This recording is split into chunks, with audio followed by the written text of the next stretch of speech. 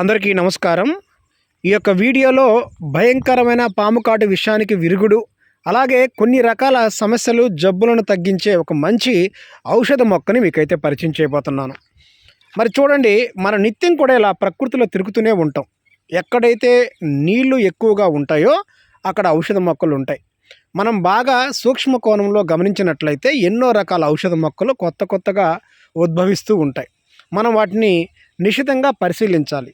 మనం కొన్ని రకాల మొక్కలను చూసినప్పుడు అరే ఈ మొక్క పేరు ఏంటి అనే ఆలోచన ప్రతి ఒక్కరిలో ఏదో ఒక సందర్భంలో వచ్చే ఉంటుంది. మరి అలాంటి వారి కోసం మాత్రమే ఈ యొక్క ఛానల్. అలాగే ఈ యొక్క ఛానల్లో అంతరించిపోతున్న జ్ఞానం, పల్లె జ్ఞానం, అలాగే ఔషధ జ్ఞానం, మూలికా తంత్రాలు, అలాగే మూలికలు, జానపద వైద్యం, ఆయుర్వేద వైద్యం, ఇలా ఎన్నో రకాల విషయాలు మన పెద్దవాళ్ళు చేసి మంచి ఫలితాలు పొంది సంపూర్ణ ఆరోగ్యవంతులుగా ఉన్న ఎన్నో రకాల విషయ పరిజ్ఞానాన్ని పరిచయం చేయాలనే ఉద్దేశంలోనే ఈ ఛానల్ పెట్టడం జరిగింది. ఈ ఛానల్ ద్వారా చాలామందికి మేలైతే జరుగుతుంది. దయచేసి మీరు కూడా మీ బంధుమిత్రులకి ఈ యొక్క ఛానల్లోని వీడియోలు షేర్ చేయండి. అలాగే మీ యొక్క అమూల్యమైన అభిప్రాయాన్ని కామెంట్లో తెలియపరచండి. మనం చూస్తూ ఉంటాం, ఎన్నో రకాల మొక్కలు మనకు కనిపిస్తూ ఉంటాయి. వాటిలో భాగంగా కొన్ని రకాల మొక్కల్ని మీకైతే నేను పరిచయం చేస్తున్నాను. అలాగే ఈ వీడియోలో ఎన్నో రకాల సమస్యలను తగ్గించే భయంకరమైన పాము కాటు విషయానికి పూర్వకాలంలో ఈ మొక్క ద్వారానే వైద్యం చేసేవాళ్ళు. మరి ఇప్పుడు ఆ మొక్క ఏంటి, ఎలా ఉంటుంది, ఇదంతా కూడా ఈ యొక్క వీడియోలో మీకైతే నేను చెప్పబోతున్నాను. దయచేసి వీడియోని చివరి వరకు చూడండి. ఎందువల్లంటే మొక్కలను పోలిన మొక్కలు, చెట్లను పోలిన చెట్లు చాలా ఉంటాయి. మనం భ్రమపడుతూ ఉంటాం. అంటే కొన్ని రకాల పత్రాలు ఒకేలా ఉంటాయి, కాయలు కానీ, బెరడు కానీ, చెట్లు అన్నీ ఒకేలా ఉంటాయి. కాబట్టి మనం గమనించాలి. గమనించి మాత్రమే దీన్ని మనం ఉపయోగించుకోవాలి, గుర్తించి మాత్రమే. చూడండి, ఈ చెట్టు యొక్క పత్రాలు ఈ మాదిరిగా ఉంటాయి. చూడండి, కాయలు చూడండి ఎలా ఉన్నాయో, పొడవుగా, పువ్వులు తంగెడ పూల మాదిరిగా లేత పసుపు వర్ణంలో పువ్వులు ఉన్నాయి, పుష్పాలు ఉన్నాయి. కాయలు ఎంత బాగున్నాయో చూడండి. ఇవి కాలువ కట్ల వెంట మనకి ఎక్కువ కనిపిస్తూ ఉంటాయి. చూసారు కదా, దీని ద్వారానే పూర్వకాలంలో ఎన్నో రకాల జబ్బుల్ని తగ్గించేవాళ్ళు. దీని పేరు కసివింద అంటారు. కసివింద లేదా కసింద అంటారు. దీన్ని సంస్కృతంలో కాసమర్ద అంటారు. ఎక్కడ పెట్టినా మనకి ఇది కలుపు మొక్కలా కనిపిస్తూ ఉంటుంది. రైతులు దీన్ని పీకి పరేస్తూ ఉంటారు. మరి దీనివల్ల చాలా రకాల ఉపయోగాలు అయితే ఉన్నాయండి. సెగ్గెడ్లకి ఇది చాలా బాగా పనిచేస్తుంది. దీని యొక్క ఆకులు, మీరు చూస్తున్న ఈ యొక్క ఆకుల్ని తీసుకొని రోట్లో వేసి బాగా దంచి మెత్తగా నూరి దీన్ని సెగగడ్డల పైన కడుతూ ఉన్నట్లయితే అవి త్వరగా పాకానికి వచ్చి పగిలిపోతాయి. ఎలాంటి ఇబ్బంది అయితే ఉండదు. ఇక చర్మ రోగాలకు కూడా ఇది చాలా బాగా పనిచేస్తుందండి. ఇదిగో దీని యొక్క గింజలు తీసుకొని దోరగా వేయించి చూర్ణం చేసి దీన్ని నువ్వుల నూనెలో కలిపి లేపనం చేస్తూ ఉన్నట్లయితే చర్మ వ్యాధులకి ఇది అద్భుతంగా పనిచేస్తుంది. ఇక దద్దుర్లు, ఎలర్జీ, దురదలు అంటారు.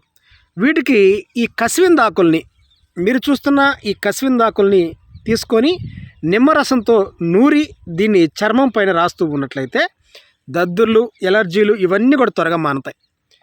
ఇక ఇది తెల్ల మచ్చలకు కూడా చాలా అద్భుతంగా పనిచేస్తుందండి. ఈ యొక్క ఆకుల రసాన్ని దీన్ని తీసుకొని ఆకుల రసం తరచు కూడా శరీరం పైన, ముఖం పైన ఉన్న తెల్ల మచ్చల పైన రాస్తూ ఉన్నట్లయితే తెల్ల మచ్చలు కూడా చాలా త్వరగా తగ్గుతాయి. తలలో చుండ్రు, పేలు సమస్యకి ఇది ఒక బ్రహ్మాస్త్రం అండి. ఈ కసివిందాకుల్ని తీసుకొని రోట్లో వేసి బాగా దంచి రసం తీసి ఈ రసాన్ని పాలతో కానీ లేదంటే నీళ్ళతో కానీ, అయితే పాలతోనే ఎక్కువ ఫలితం ఉంటుంది, గుర్తుంచుకోవాలి.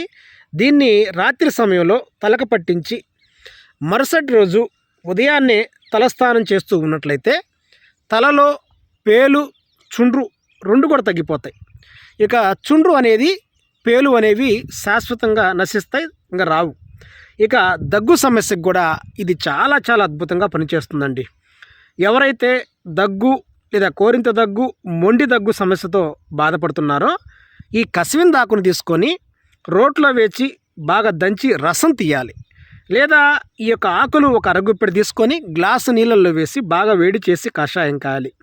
ఈ రసం కానీ ఈ కషాయం కానీ రోజుకి 1 లేదా 2 స్పూన్లు, రోజుకి 2 లేదా 3 సార్లు తాగుతూ ఉన్నట్లయితే దీర్ఘకాలికమైన దగ్గులు, మొండి దగ్గులు, కోరింత దగ్గులు అన్నీ కూడా నశిస్తాయి. ఇక శ్వాసకోశ వ్యాధులకు కూడా ఇది రామబాణంలో పనిచేస్తుందండి. ఈ కసివిందాకు యొక్క గింజలు తీసుకొని ఎండలో ఆరబెట్టి దోరగా వేయించి చూర్ణం చేసి దీన్ని కాఫీలా కాచుకొని తాగుతూ ఉన్నట్లయితే శ్వాసకోశ వ్యాధులు పూర్తిగా నశిస్తాయి. ఇక విరిగిన ఎముకలకి ఇది చాలా బాగా పనిచేస్తుందండి. ఈ కసివిందాకులు, లేత ఆకులు, అలాగే కోడిగుడ్డు సొన ఈ 2 కలిపి నూరి దీన్ని విరిగిన ఎముకలపైన వేసి పట్టులా వేసి ఒక ఆకు పెట్టేసి, ఏదైనా ఒక ఆకు దీనిపైన ఒక కాటన్ వస్త్రం వేసి కట్టుగా వేస్తూ మరలా కట్టు తీస్తూ మారుస్తూ వేస్తూ మారుస్తూ ఇలా ఉన్నట్లయితే ఎముకలు చాలా త్వరగా అతుక్కుంటాయి. విరిగిన ఎముకలు నొప్పులు కూడా తగ్గుతాయండి. ఈ శీతాకాలంలో ఉండే విరిగిన ఎముకల నొప్పులు కూడా పూర్తిగా తగ్గుతాయి. ఇక బోధకాలు సమస్యకు కూడా ఇది చాలా చాలా అద్భుతంగా పనిచేస్తుందండి. దీని యొక్క వేరు పైన ఉన్న పట్ట, కసివిందాకు మనం తవ్వగా భూమిలో వచ్చే దీనిపైన వేరు ఉన్న పట్టను తీసుకొని దీనిని స్వచ్ఛమైన కల్తీ లేని నేతితో నూరి 1 స్పూన్ మోతాదుగా రోజుకి 2-3 సార్లు మనం తీసుకుంటూ ఉన్నట్లయితే బోధకాలు సమస్య శాశ్వతంగా తగ్గడమే కాకుండా దాని బాధ, నొప్పి కూడా, బరువు కూడా పూర్తిగా తగ్గిపోతుంది. ఇక మూత్ర వ్యాధులకి ఇది చాలా అద్భుతంగా పనిచేస్తుందండి. దీని యొక్క కసివింద యొక్క గింజలు తీసుకొని ఎండబెట్టి చూర్ణం చేసి దోరగా వేయించి చూర్ణం చేసి దీన్ని తేనెతో సేవిస్తూ ఉన్నట్లయితే మూత్ర వ్యాధులు, అతిమూత్రం వ్యాధి, మూత్రంలో మంట, చురుకుపోట్లు, మూత్రం దుర్గంధం వస్తుంది అంటే వాసన, దానికి కూడా ఇది చాలా బాగా పనిచేస్తుందండి. ఇక ఇది పసిపిల్లల్లో వచ్చే మూర్ఛ వ్యాధులకి ఇది చాలా అద్భుతంగా పనిచేస్తుంది. పసిపిల్లల్లో వచ్చే మూర్ఛ వ్యాధులు మరి ఇవి చాలా ఇబ్బంది పెడుతూ ఉంటాయి. అలాగే చిన్నపిల్ల చేష్టలు అంటారు, వాటికి కూడా ఇది బాగా పనిచేస్తుంది. ఎలా అంటే ఈ కసివింద యొక్క గింజలు, ముదురుకాయ యొక్క గింజలు తీసుకొని దీన్ని దోరగా వేయించి చూర్ణం చేసి ఈ చూర్ణాన్ని ఒక 1/2 స్పూన్ తీసుకొని తల్లి యొక్క చనుబాలతో కలిపి పిల్లలకి నాలుక పైన దాన్ని మర్దన చేస్తూ లేదా తాగిస్తూ ఉన్నట్లయితే తగుమోయినంగా, మోతాదుగా మించి కాకుండా పసిపిల్లలు వచ్చే మూర్ఛ వ్యాధులు, చిన్నపిల్ల చేష్టలకు కూడా ఇది చాలా బాగా పనిచేస్తుంది. అలాగే ఈ యొక్క కసివింద యొక్క గింజల పొడిని కాఫీలా, టీలాగా చేసుకొని కాచుకొని కనుక తాగుతూ ఉన్నట్లయితే వ్యాధి నిరోధక శక్తి అనేది బాగా పెరుగుతుంది. ఇక భయంకరమైన పాము కాటు విషయానికి పూర్వకాలంలో పసరిచ్చేవాళ్ళు దీని ద్వారానే. ఎలా అంటే ఈ యొక్క నీడలో ఎండించి తయారు చేసిన కసివిందాకు చూర్ణం, అంటే వీటిని లేత ఆకులు తీసుకొని నీడలో బాగా ఆరబెట్టి, ఎండలో పెట్టకూడదండి, ఎండలో ఉన్న వేడికి దీనిలో ఉన్న ఔషధాలు హరించుకుపోయే అవకాశం ఉంది. నీడలో ఆరబెట్టి బాగా దంచి చూర్ణం చేసుకోవాలి. ఈ చూర్ణాన్ని మిరియాల చూర్ణంతో, అంటే మిరియాలు దంచి చూర్ణం చేసుకొని దీనిలో కలిపేసి తగినంత రోజుకి 2 స్పూన్లు మోతాదుగా తినిపిస్తూ ఉండాలి. ఇలా తినిపిస్తూ ఉన్నట్లయితే ఎంతటి భయంకరమైన పాము కాటు విషం అనేది విరిగిపోతుంది. అయితే దీన్ని పసరు కూడా పాము కాటు విషయానికి ఉపయోగించేవాళ్ళు. అయితే ఆకులే ఎక్కువగా ఉపయోగించేవాళ్ళు, ఆకుల పొడే ఎక్కువగా ఉపయోగించేవాళ్ళు. అయితే పసరు కూడా వాడేవాళ్ళు. గుర్తుంచుకోవాలి, అంటే పసరు పనిచేస్తుంది, ఆకుల యొక్క పొడే పనిచేస్తుంది. ఆకుల యొక్క పొడే ఎక్కువ ప్రభావం ఉంటుంది. మరి ఇప్పుడు నేను చెప్పిన విషయాలన్నీ కూడా పెద్దల నుంచి సేకరించినవి, అలాగే గ్రామీణ వైద్య గ్రంథాల నుంచి సేకరించినవి.